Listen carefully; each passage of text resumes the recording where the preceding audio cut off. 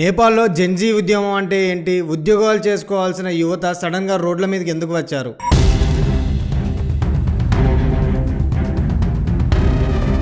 So we like fly Nepal.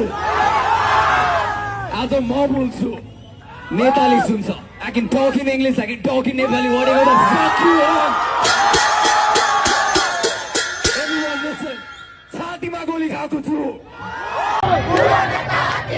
युवा हाम्रो शक्ति हो बुढा नेता हात्ती भो नेताको छोरा गाडीमा गरिब जति खाडीमा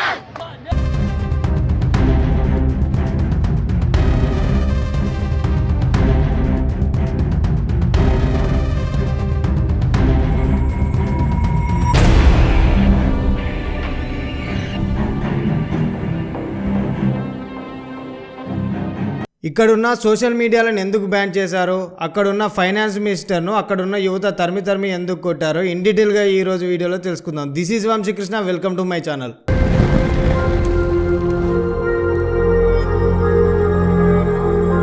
ఉడుకు రక్తంతో ఉన్న ఏ యువత అయినా రోడ్డు మీదకి వస్తే అక్కడున్న ప్రభుత్వాలు ఖచ్చితంగా వనకాల్సిందే. ఇప్పుడు నేపాల్లో అదే జరుగుతుంది. జెన్జీ రెవల్యూషన్ అంటే ఏంటి? 1995 నుంచి 2010 మధ్య పుట్టిన యువతులందరినీ జెన్జీలుగా పిలుస్తున్నారు. సెప్టెంబర్ 8న లక్షలాది మంది యువత రోడ్డు మీదకి వచ్చి ఉద్యమాన్ని మొదలుపెట్టారు. అక్కడున్న ప్రైమ్ మినిస్టర్ ను తరిమి కొట్టారు. నేను ఈ వీడియో రికార్డ్ చేస్తున్న టైంకి దాదాపు 20 మంది దాకా చనిపోయారు. 200 నుంచి 300 మందికి పైగా తీవ్రంగా గాయపడ్డారు. ఈ రెవల్యూషన్ కారణం నేపాల్ యువత అక్కడ రెగ్యులర్ గా యూట్యూబ్, ఎక్స్, ట్విట్టర్, వాట్సాప్ లాంటి 26 సోషల్ మీడియా ప్లాట్ఫామ్ ను బ్యాన్ చేశాయి. అక్కడున్న యువత సోషల్ మీడియాపై బ్యాన్ ఎత్తివేయడం కాదు, అక్కడున్న అవినీతి ఆపండి, సోషల్ మీడియాను బ్యాన్ చేయడం కాదు అని లక్షల మంది ప్రొటెస్ట్ చేస్తూ ఉన్నారు రోడ్ల మీదకి వచ్చి. వేలాది మంది నేపాల్ యువత రోడ్లపైకి వచ్చి కాఠ్మాండూను రణరంగంగా మార్చేశారు. ఈ నిరసన నెక్స్ట్ లెవెల్ వెళ్ళింది. అక్కడున్న అధ్యక్షుడైన రామచంద్ర పౌడల్ను, ప్రధాని అయిన కేపీ చర్మను, ఇంకా మిగతా మంత్రులు వెంటనే రాజీనామా కూడా చేశారు. ఇంకా అక్కడి ఫైనాన్స్ మినిస్టర్ అయిన విష్ణుచంద్ర పౌడల్ను తరిమి కొట్టారు.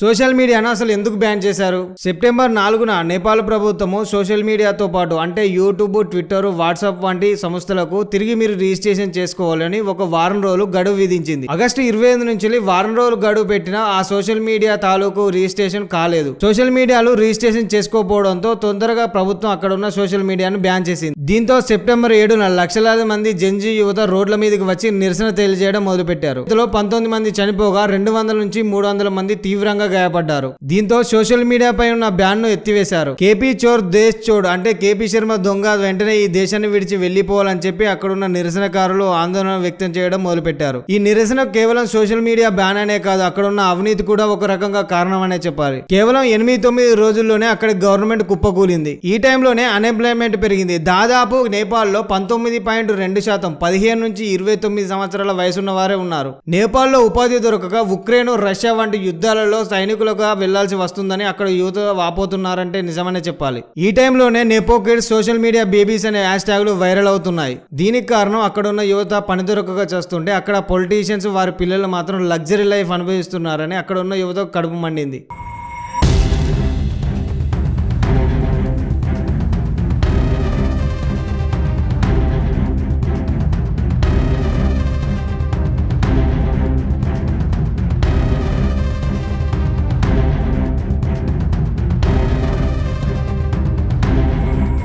తమ తల్లిదండ్రులు సంపాదించిన అవినీతి సొమ్మును అక్కడ నెపోకిడ్స్ అనుభవిస్తున్నారని చెప్పి అక్కడ నిరసనకారులు చెప్తున్నారు. నేపాల్లో రాజకీయ సంక్షేమం ఇదే మొదటిసారి ఏం కాదు.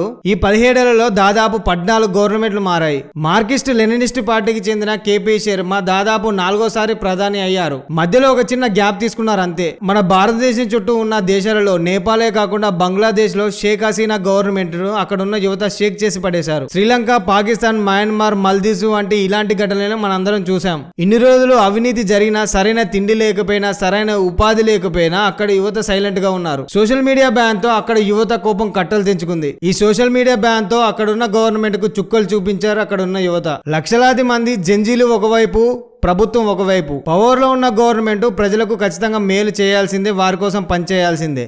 లేకపోతే ఇలానే జరుగుతుంది. అధికారం ఎవరికి శాశ్వతం కాదు కదా. ఈ విషయంపై మీరేమనుకుంటున్నారో మీ అభిప్రాయాన్ని కామెంట్ రూపంలో తెలియజేయండి. మరో ఇంట్రెస్టింగ్ వీడియోతో మరికొన్ని గంటల్లోనే మీ ముందుకు వస్తాను. This is Vamsikrishna signing of.